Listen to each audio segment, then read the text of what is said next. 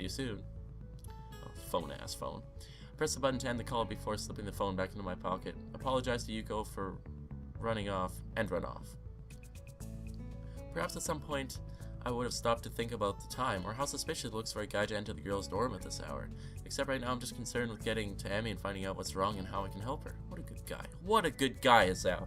God, such a good guy. Even though you're stupid.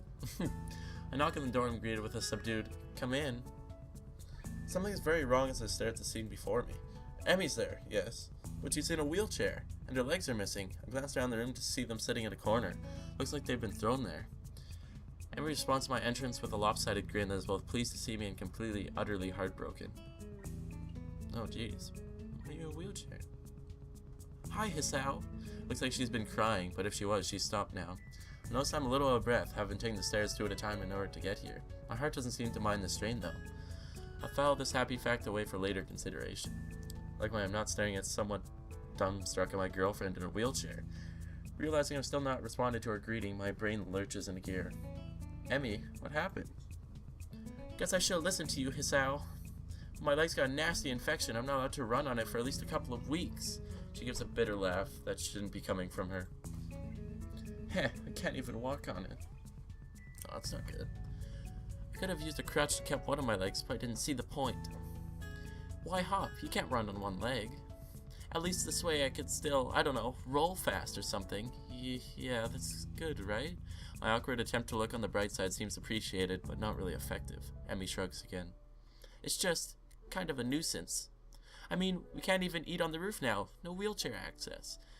Yeah, but that's not a big deal, right? I mean, we can still eat together, and that's the important thing. That lopsided grin again. It hurts to look at. I suppose so, yeah. But like I said, it's a nuisance. I mean, I haven't really used a wheelchair in... She thinks for a minute. Maybe 7 years. Something like that, anyway. A long time. I'm afraid I'm a bit out of practice. Well, fortunately, it's only temporary, right? Emi nods. Oh yeah, of course. It's not like I've lost him permanently. But it's a pain in the ass all the same. I nod sympathetically.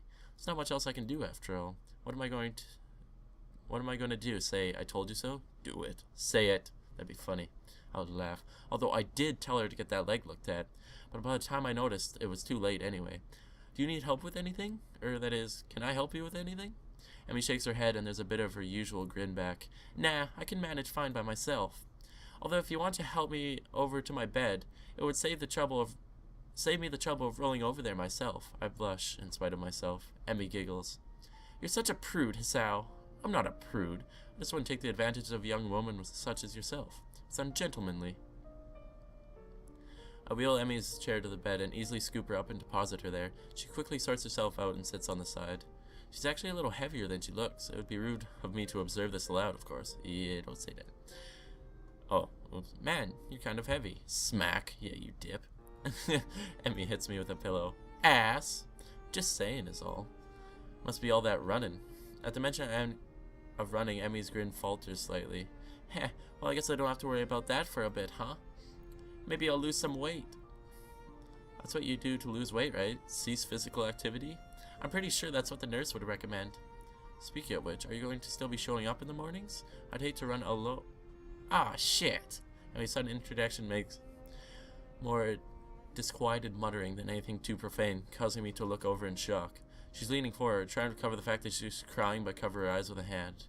Of course, the subdued sobbing makes it look pretty obvious that she's crying. Hey, I'm sorry. Forget I said anything, okay? I place a hand gingerly around her and pull her close. I can think of nothing else to say or do. How do you comfort someone who's just lost their legs again? Emi wraps me in a hug and stays there for a while. Sorry. I'm pretty bad at this whole comforting thing, I guess. Don't say that. I'm fine, really. Her voice is slightly muffled by my chest. I pat her head reassuringly. Why are you patting her head? Who the fuck pats heads? Who does that? That's the spirit, right? You'll get through this fine, I know it. Besides, I'm here to help you, remember? Emi lifts her head and stares at me with tear-stained eyes. Can you? Can you really? She grins lopsidedly and something sparkles in her gaze. I can't tell if I'm being mocked or not. Of course, I mean, sure, you're a bit heavy, but my witty comment is cut off by a sudden press of Emi's lips on mine. I'm caught off guard, and I'm rewarded by hitting my head on the wall behind her bed. Ow. Emi pulls back, trying to look concerned rather than like she's about to laugh. Are you okay? Sorry. I rubbed my head ruefully and grinned back at her. Caught me off guard there. Is that going to become a habit? Am I going to be lectured by Shizune and Misha more? The mention of the duo, Emi giggles. Honestly, those two. If I didn't know why, I'd be utterly confused as to why she hangs around with someone so bossy. Which one are you talking about? You know exactly which one, Hisao. Misha's hardly bossy. So what's the reason then? Huh? The reason why Misha hangs around Shizune. Emi weighs my question off with a smile. No idea. I see. Anyway, you seem to be forgetting the original question, don't you? Oh yeah, I guess I am. You wouldn't mind giving a guy a little warning, would you? Otherwise I'm liable to wind up with a concussion. I emphasize the point by rubbing at the back of my head. Emi giggles madly. You could wear a helmet. Some kids here do, you know. Or I could just take revenge. I grab a pillow from beside me and whack Emi over the head. Emi topples off the bed and lands on the floor with a thump. Her arms promptly reappear on the bed and she manages to pull herself back up. She really has a surprising amount of strength in that little body. Her face is turned downwards and away from mine, making me think I might have accidentally hurt her. Emi, are you okay? You didn't hit... Oh. A hand shoots up and grabs my collar. She pulls me in with a sharp tug. Her face is now barely an inch away from mine and she grins cheekily. Emi? Oh. She gives me a sharp headbutt. Our foreheads make quite a loud thud. Ow. I sit back and rub my now sore head as Emi smirks victoriously. How's that for revenge? No fair. You can't take revenge for revenge. For someone missing most of her legs, Emi's surprisingly agile. I swipe at her, but she definitely rolls out of the way and lands a hit with her pillow. Of course, the odds are against her. I couldn't stand up for starters. Oof. Yeah, slow pan upwards. Look at that derpy ass face. What the fuck? She's like cross-eyed, it looks like. Maybe that's just how they drew it. Guess I can't after all. Emi seems to have effectively tripped me up and is now sitting primly astride to me as I lay on my back. I'm not even sure how she managed it. I win. Her eyes twinkle mischievously. I've been thoroughly defeated, and by a girl that's a fraction of my size at that. Then again, being defeated doesn't seem quite so bad. Emi positioned over my waist is something that I, or my body, can ignore easily. Oh, shit. Editing time, maybe. I don't know. See. I open my lips to speak, but Emi's head darts downwards before I can get as much as a word out. I give no resistance as she presses her mouth to mine. Not that I'd want to. This is different somehow. She pulls back, nips at my lower lip, and reinitiates the embrace. Her tongue darts inside my mouth, exploring. Ew! It feels awkward reading this. I can feel a warmth spreading through my body as my heart begins to beat faster. My mind starts to get foggy, and I become vaguely aware of my hand traveling up Emi's blouse. Emi gasps as I reach her breast. Then there's a giggle, and then... Look at that derpy fucking face. I stare up at a grinning Emi. Told you! That makes my second win now. Alright, for this part, I'll leave all the scenes in. I'll censor it. I'm not going to read it, though, because... no. That's like 50 shades of gray shit coming up on here. What? That doesn't count. You use feminine wiles. All's fair in love and war, right? Ha, and you're even blushing. I didn't know you were a blusher, Hisao. You were blushing too, you know. Probably because of your prudish ways.